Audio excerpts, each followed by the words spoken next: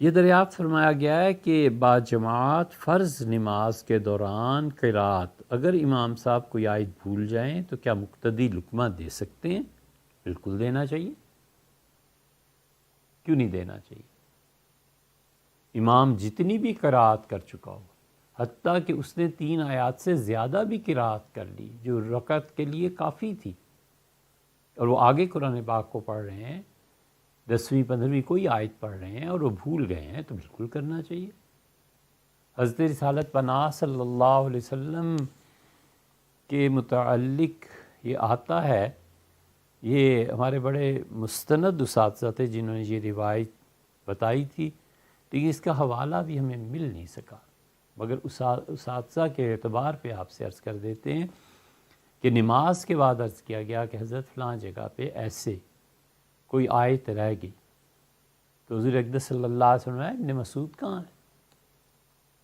تو نماز میں تھے۔ اتنا اعتماد اور بھروسہ تھا ابن مسعود رضی اللہ عنہ پہ کہ پوچھنے کا مطلب یہ تھا کہ جب تم تھے یہاں تو لقمہ کیوں نہیں دیا؟ اور یہ اور مواقع پہ بھی ہوا ہے، حضور اقدس صلی اللہ علیہ وسلم کو کسی نے یاد دلا دیا تو آپ نے فرمایا اللہ رحم کرے اس پہ، دیکھو یہ آیت درمیان میں سے میرے ذہن سے نکل گئی تھی، اس نے مجھے تلقین کرتی بتا دیا، کوئی حرج نہیں۔ ہمارے محلے کی مسجد میں لقمہ دینے پر فوراً سلام پھیر کر دوبارہ نماز پڑھائی گئی، اور بعد میں یہ تنبیہ بھی کی گئی کہ ایسا کرنے سے لقمہ دینے والے کی نماز فاسد ہو جاتی ہے۔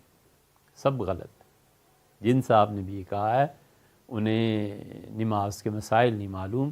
یہ پوری بحث اگر پڑھنی ہو تو سب سے اچھی بحث البحر الرائق میں مل جائے گی، اور کنز کی شرح میں وہاں دیکھنی چاہیے، انہوں نے وہاں بہت تفصیل سے بحث کی ہے، مگر خلاصہ ساری گفتگو کا یہ ہے کہ جو بھی لقمہ امام کو دے گا، چاہے وہ بچہ ہو چاہے وہ بڑا ہو، کسی کی نماز نہیں ٹوٹتی۔ یہ دوبارہ نماز پڑھانا یہ ٹھیک چیز نہیں تھی۔